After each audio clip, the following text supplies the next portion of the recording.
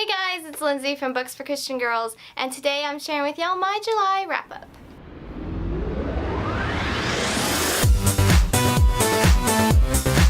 So just like in all my other monthly wrap-up videos, these aren't necessarily the books I read this month, they're just the ones I reviewed on my blog this month.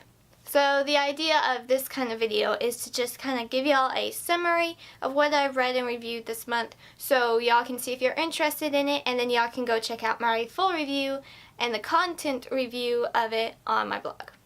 So like always, a Mandy book was reviewed, and this is Mandy and Jonathan's Predicament by Lois Gladys Leopard. This is book number 28. Y'all, we are almost there. We are almost there. Not really, but we're almost there. We're trying. This one I gave 3.5 stars. Not a super very hang on a second. Mandy and Jonathan's? Have we ever had a Mandy and Joe book? Hang on here.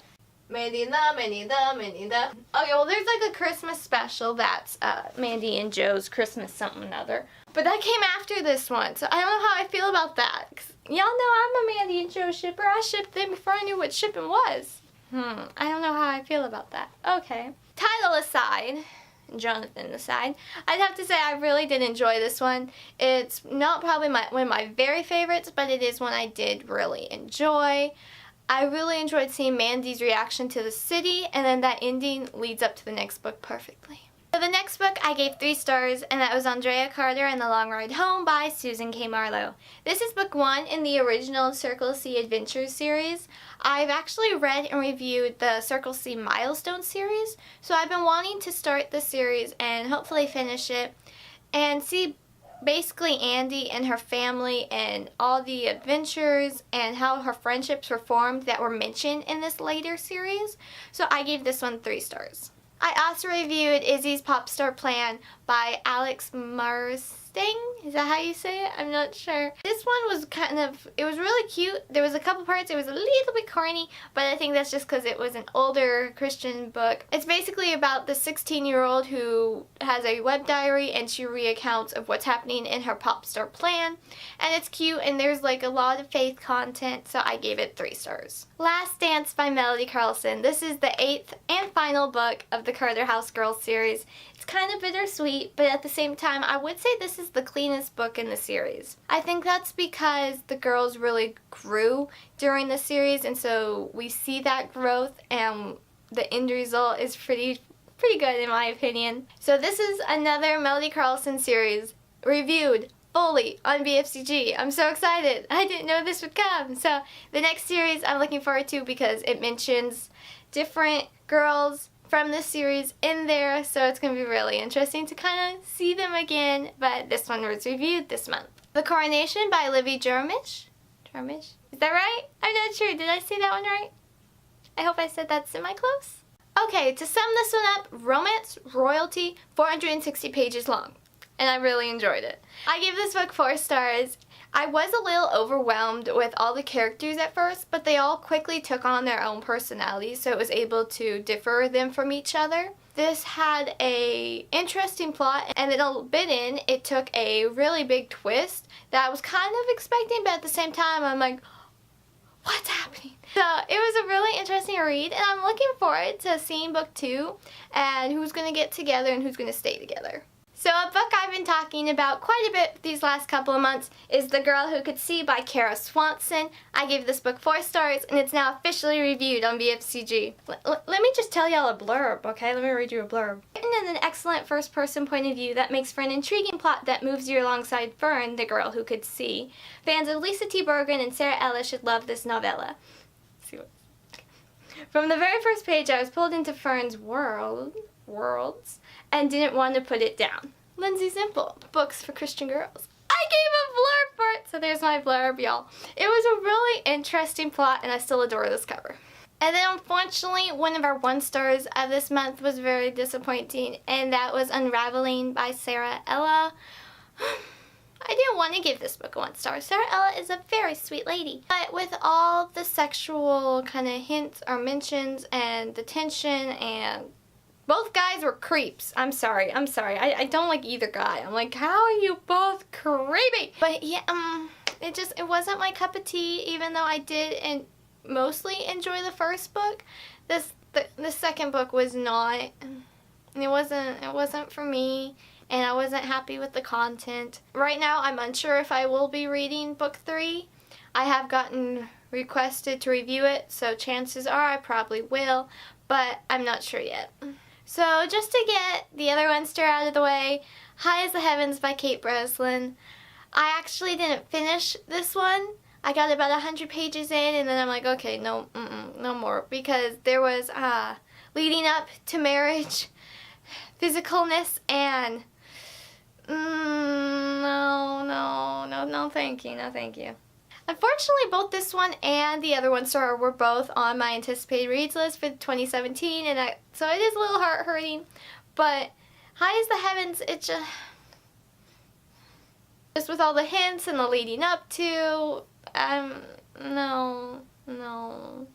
I also reviewed a new historical book, and that was The Captain's Daughter by Jennifer Delamere. I gave this one 2 stars, and that basically means it was okay, and that kind of sums it up. With all the mentions of prostitutes and all the things that come with that topic, within the first 50 pages, I nearly didn't finish this book, but I did, and I don't know, y'all.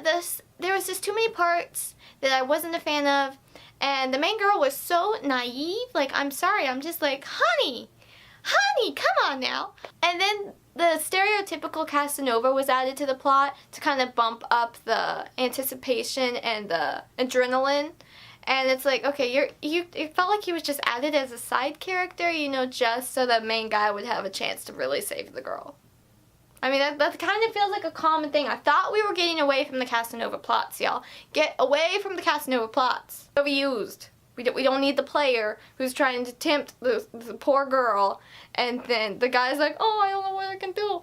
And then there's the moment where he rescues her. It's like, can we stop with this now? Please and thank you. On a happier note, Janice Thompson book of the month was Sweet Charity. I gave this one 4 stars. Talk about Coyote, y'all. Oh my goodness. And then while nearing the end while reading it, it finally dawned on me that this one is connected to the previous 2 books of the series, which I didn't think they were. I just thought those 2 were connecting, but this one is connecting as well. So it was so good. I really enjoyed this one.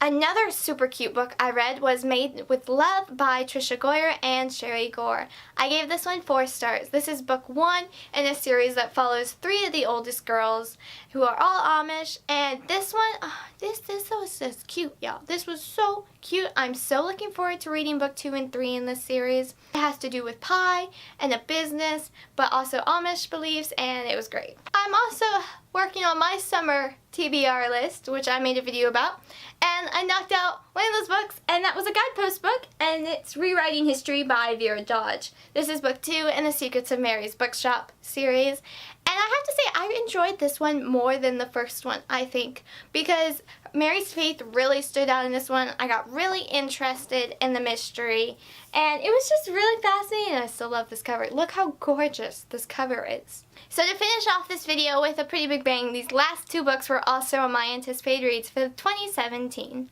Chasing Secrets by Lynette Eason. Oh my goodness, y'all. I gave this one 3.5 stars, mainly because it does deal with the sensitive topic of murders of children and minors. And while no, it never gets like detailed or anything, it is still there, and if you dwell on it, that's not a happy topic, y'all. So it is a more sensitive topic mentioned in this series. But I so loved seeing these awesome and tough girls, women, taking down these bad guys and falling in love. It was neat. Not falling in love with the bad guys, though. Don't get me wrong. Different guy.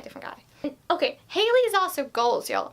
She just literally got stabbed just a week after being shot, and she already came back with a witty comeback.